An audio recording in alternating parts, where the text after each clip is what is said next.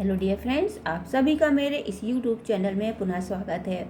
आज हम बात करेंगे थॉर्स्टेन वेवलिन की। यहाँ हम बात करेंगे ये जो सामाजिक विचारक है, इनका जो सिद्धांत है विलासी वर्ग का सिद्धांत, the theory of leisure class की आज हम बात करेंगे।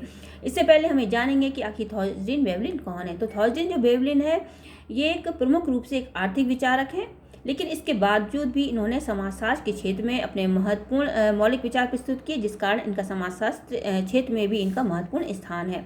ये एक बहुमुखी प्रतिभा के व्यक्ति है और इन्होंने समाजशास्त्र, अर्थशास्त्र के अलावा भी दर्शनशास्त्र, मनोविज्ञान और मानव शास्त्र में भी इन्होंने अपने महत्वपूर्ण विचार उन्होंने प्रस्तुत किए।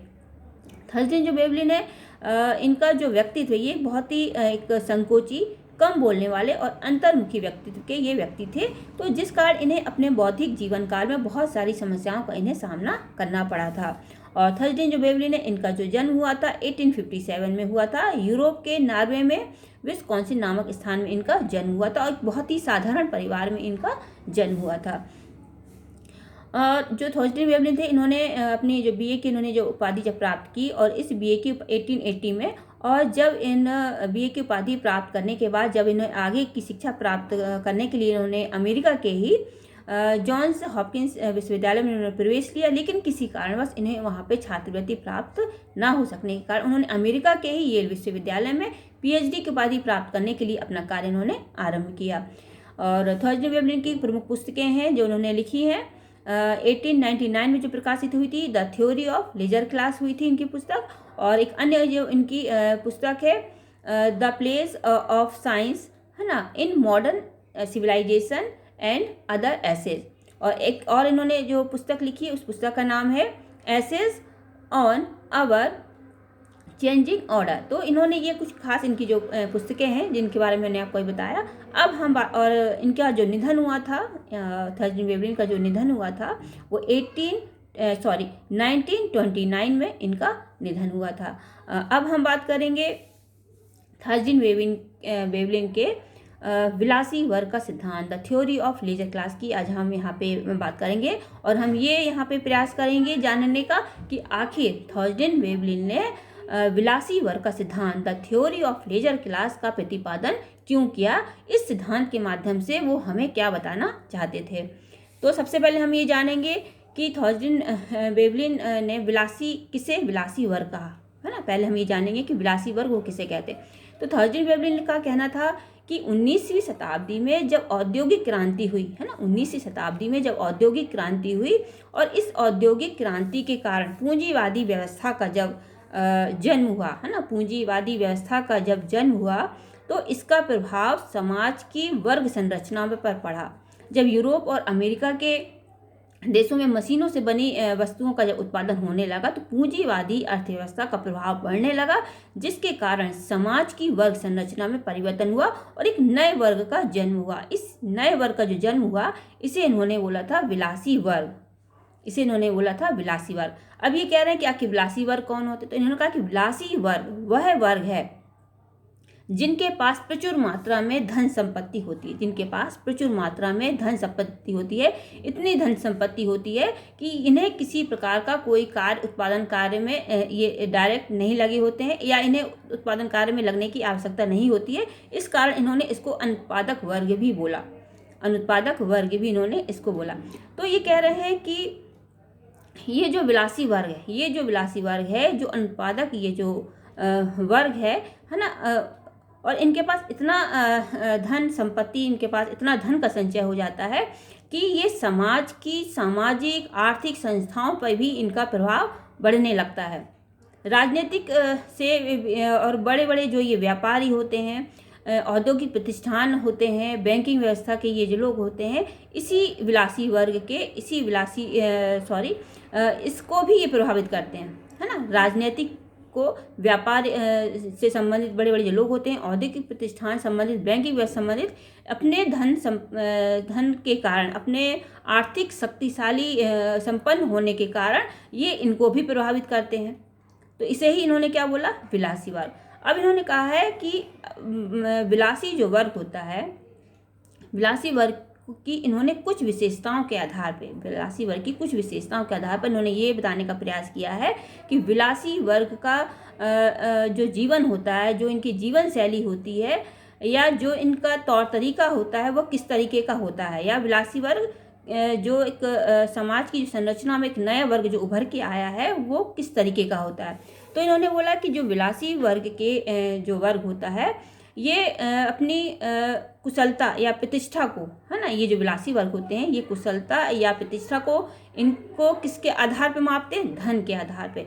यानी कि इस वर्ग के पास यदि धन है ना, इस वर्ग के पास यदि धन है, प्रचुर मात्रा में धन है, तो ये प्रतिष्ठित कहलाएंगे, समाज में कुशल कहलाएंगे। भले ये किसी भी धर्म के हों, भले ये किसी भी जाति के हों, है ना, इससे कोई फर्क नहीं पड़ता कि किस धर्म या किस जाति के, सिर्फ यदि इनके पास प्रचुर मात्रा में धन है, आर्थिक रूप से ये संपन्न है ना, तो इसी के आधार पर इन्हें पहचाना जाता है, इनकी प्रतिष्ठा को, इनकी कुशलता को, और समाज में इसी रूप में सम्मानित होते हैं। किसके आधार पे? धन के आधार पे। फिर उन्होंने कहा है वेवलिन ने विलासी वर्ग के लिए कि विलासी वर्ग के जो लोग होते हैं इनकी जो जीवन शैली होती है, इनका जो जीवन यापन होता है, ये दूसरों को दिखाने के लिए, है ना, दूसरों को दिखाने के लिए अपव्यय के आधार पे, अपव्यय, है ना, अपने पैसों का क्या करेंगे? अपव्यय। जब अपन दिखावा कर रहे हैं तो अपव्यय ही है। तो अपनी प्रतिष्ठा को बढ़ाने के लिए, समाज में अपनी प्रतिष्ठा को बताने के लिए, बढ़ाने के लिए, या अन्य वर्गों पर अपना प्रभाव दिखाने के लिए ये अपव्यय करते हैं। तो इसे इन्होंने क्या बोला है? दृष्टि आकर्षक उपभोग। वेवलिन ने इसको क्या बोला है? दृष्टि आकर्षक उपभोग। यानी कि ऐसी बड़ी बड़ी वस्तुओं का, बड़े बड़े चीज़ों का उपभोग करना जिसके कारण लोग इनसे प्रभावित हों, लोग इनसे आकर्षित हों, इसे इन्होंने बोला है दृष्टि आकर्षक उपभोग। इसी तरह इन्होंने कहा है वेवलिन ने कि ये जानबूझ के, है ना, ये विलासी वर्ग जो होते हैं अपने समाज में अपनी प्रतिष्ठा दिखाने के लिए, बताने के लिए, लोगों को प्रभावित करने के लिए, ये दृष्टि आकर्षक विलासितापूर्ण भी इनकी विशेषता है। अब ये दृष्टि आकर्षक विलासितापूर्ण क्या है?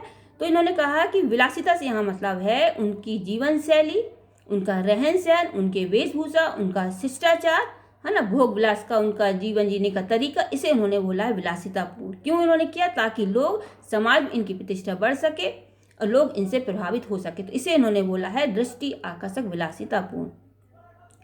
तो वेवलिन ने इस विलासी वर्ग की विशेषता के आधार पे, है ना, ये बताने का हमें प्रयास कर रहे हैं कि ये जो पूंजीवादी व्यवस्था में जो नए वर्ग का जो वर्ग संरचना में जो परिवर्तन आया है ना, वर्ग संरचना में जो परिवर्तन आया है पूंजीवादी अर्थव्यवस्था के कारण, तो ये एक नए वर्ग का जन्म हुआ, विलासी वर्ग का। और विलासी वर्ग क्या होता है ये भी हमने आपको बताया कि वेवलिन ने किसे विलासी वर्ग बोला है।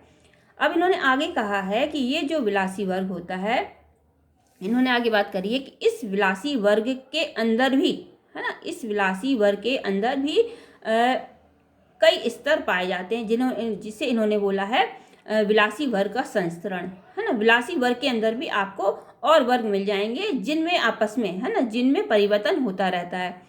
तो इन्होंने 3 वर्ग की बात करी है। पहले उन्होंने बात करी है संपन्न, संभ्रांत विलासी वर्ग की इन्होंने बात करी है। दूसरी उन्होंने बात करी है धम्ब विलासी वर्ग की बात करी है। और तीसरी उन्होंने बात करी है निर्धन विलासी वर्ग की इन्होंने बात की है।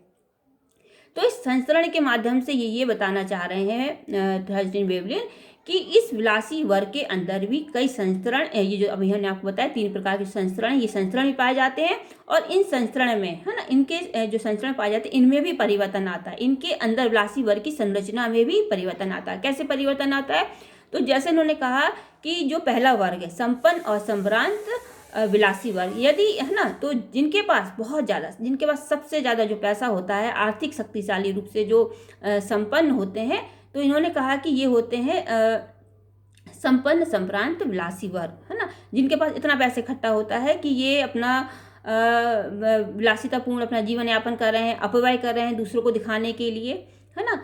तो ये इस वर्ग में आ जाता है। दूसरे वर्ग की इन्होंने बात करी है किसकी? धम्म विलासी वर्ग की।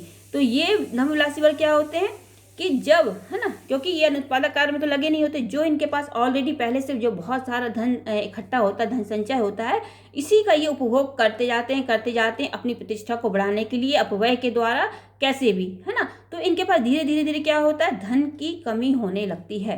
धीरे धीरे इनके पास धन की कमी होने लगती है। तो ये किस वर्ग में आ जाते हैं, धम्म विलासी वर्ग में।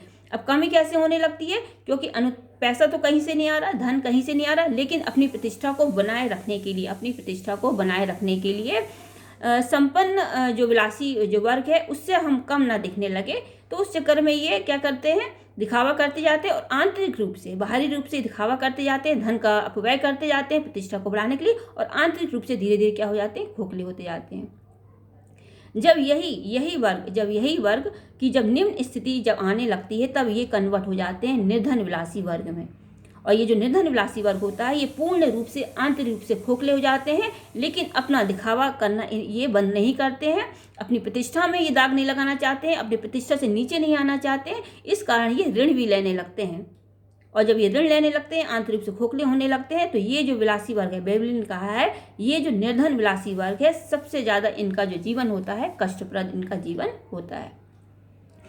आगे इन्होंने कहा है वेवलिन ने कि जिस तरह विलासी वर्ग में है ना, जिस तरह विलासी वर्ग में जो संसरण जो पाया जाता है, ये जो वर्ग पाए जाते हैं, तो इन्होंने कहा है कि हमारे जो प्राचीन हमारा समाज है, जो प्रथा परंपरा के अनुसार भी ये जो वर्ग संरचना है ना, ये जो उपभोग के आधार पे जो इन्होंने समाज में दो प्रकार के इन्होंने कहा है कि दो प्रकार के हमारे समाज में वर्ग पाए जाते हैं, विलासी वर्ग, ठीक है, विलासी वर्ग। एक दूसरा वर्ग वह है जो किसी भी प्रकार के जो डायरेक्ट जो उत्पादन कार्य में जो लगा होता है, लेकिन उनकी जो आर्थिक स्थिति होती है वो बहुत अच्छी नहीं होती है। लेकिन विलासी वर्ग को उन्होंने क्या बोला, अनुत्पादक वर्ग बोला है। दूसरे को उन्होंने बोला है उत्पादक वर्ग, जो अपनी आवश्यकताओं को पूरा करने के लिए उत्पादन कार्यों में लगा होता है। तो इन्होंने कहा है कि इस पूंजीवादी अर्थव्यवस्था है ना, इस पूंजीवादी अर्थव्यवस्था के अलावा भी जो हमारा जो पारंपरिक जो हमारा समाज है, उसमें भी उपभोग के आधार पर, उपभोग के भेद के आधार पर ये वर्ग पाए जाते हैं। तो इन्होंने एक पहली बात उन्होंने कहा है कि एक पुरुष वर्ग के रूप में और एक स्त्री वर्ग के रूप में। तो हमारे प्रथा में, परंपराओं में इन्होंने कहा है कि पुरुष को उपभोग की दृष्टि से स्वतंत्रता दी गई है, उसे अधिक उपभोग करने की छूट दी गई है, बल्कि स्त्री को एक निर्बल स्त्री वर्ग की यहाँ पे इन्होंने बात करी है, स्त्रियों को उतना उपभोग करने की स्वतंत्रता नहीं दी गई थी। इसी के आगे इन्होंने बताया है कि आदिवासी समाज में भी है ना, प्राइमिटिव सोसाइटी में भी, आदिवासी समाज में भी ये इस तरीके की विलासी वर्ग के जो उपभोग की यहाँ बात की जा रही है, प्रतिष्ठा की बात की जा रही है, समाज में प्रतिष्ठा को दिखाने की बात की जा रही है, तो आदिवासी समाज में भी यह वर्ग पाया जाता है। कैसे पाया जाता है, तो अमेरिका की जो उत्तर पूर्वी जो जनजातियाँ हैं, वहाँ पे एक पाटलेच एक प्रथा कहलाती है। उस पाटलेच प्रथा के आधार पे है ना, वो जनजाति अपने समाज में अपनी प्रतिष्ठा को बढ़ाने के लिए इस प्रथा का उपयोग किया जाता है। तो पाटलेच क्या है, पाटलेच एक ऐसी प्रथा है जिसमें जो जनजाति होती हैं वो दूसरी जनजातियों के मुखियाओं को है ना एक भोजन का आयोजन करती हैं, और उस समाज के लोगों के मुखिया को बुला के यहाँ पे भोजन कराया जाता है, जितना उनसे हो सकता है भोजन कराया जाता है। फिर उसके आधार पर उनको उपहार भी दिया जाता है। क्यों दिया जाता है, क्यों भोजन कराया जाता है, इसलिए कराया जाता है ताकि उनकी समाज में प्रतिष्ठा बढ़ सके, है ना, तो उनकी समाज में प्रतिष्ठा कर सके। तो ये भी पाटलेच विधि जो प्रथा है वो भी यह सिद्ध करती है कि उस समय है ना, उस आदिवासी समाज में भी इस तरीके का वर्ग पाया जाता था कि जो अपने समाज में प्रतिष्ठा को बढ़ाने के लिए, दिखाने के लिए वह भी अपना जो उनकी प्रथा है, पाटलेच प्रथा, इस प्रथा के आधार पर वो अपना प्रतिष्ठा को बढ़ाती थी। आगे इन्होंने कहा है कि थर्जन वेवलिन ने कि पूंजीवादी जो अर्थव्यवस्था है, पूंजीवादी व्यवस्था में ये जो नए वर्ग की है ना आर्थिक स्थिति के कारण ये जो नए वर्ग की जो उत्पत्ति हुई है, विलासी वर्ग की जो उत्पत्ति हुई है, तो ये जो इन्होंने इस वर्ग की इन्होंने जो बात की है कि इसके कारण आर्थिक स्थिति में तो संरचना में तो परिवर्तन आता ही आता है ना, क्योंकि मशीनों के द्वारा जो उत्पादन जब होता है तो आर्थिक संरचना में तो परिवर्तन आते ही है। उसके साथ ही साथ है ना, इस सिद्धांत के माध्यम से उन्होंने क्या बताने का प्रयास किया है कि इसके साथ साथ समाज की सामाजिक आर्थिक संरचना में भी परिवर्तन आता है। तो इन्होंने थर्जन वेवलिन ने इस सिद्धांत के माध्यम से है ना, the theory of leisure class, विलासी वर्ग के सिद्धांत के माध्यम से यहाँ पे यही बताने का प्रयास किया है कि जो अर्थव्यवस्था है, जो पूंजीवादी अर्थव्यवस्था है ना, जो पूंजीवादी अर्थव्यवस्था है उसमें जो एक विलासी वर्ग है ना, जो एक विलासी वर्ग है, इसकी जो समाज में जो संरचना में जो परिवर्तन आया है, समाज की जो संरचना में परिवर्तन आया है, एक नए वर्ग के रूप में इस विलासी वर्ग का जन्म हुआ है। और क्या है विलासी वर्ग? लास्ट में क्या निकलता है? विलासी वर्ग क्या है कि ये अपनी प्रतिष्ठा को बनाए रखने के लिए, है ना, ये अपनी प्रतिष्ठा को बनाए रखने के लिए ये विभिन्न प्रकार के ये अपना अपव्यय करते हैं। तो ये था थर्स्टन वेवलिन का विलासी वर्ग का सिद्धांत, the theory of leisure class, कि जिन्होंने इस सिद्धांत के माध्यम से बताने का प्रयास किया था कि हमारे समाज में पूंजीवादी अर्थव्यवस्था में जो विलासी वर्ग का भी एक वर्ग पाया जाता है, और उसके आधार पर उन्होंने उस विशेषताओं के आधार पर ही समझाने की हमको प्रयास किया कि आखिर ये विलासी वर्ग के जो होता है वो क्या होता है। तो आई होप आपको ये सिद्धांत समझ में आ गया होगा। फिर हम मिलेंगे एक नए सामाजिक विचारक के साथ, उनकी एक नई थ्योरी को लेके। तब तक के लिए धन्यवाद, थैंक यू।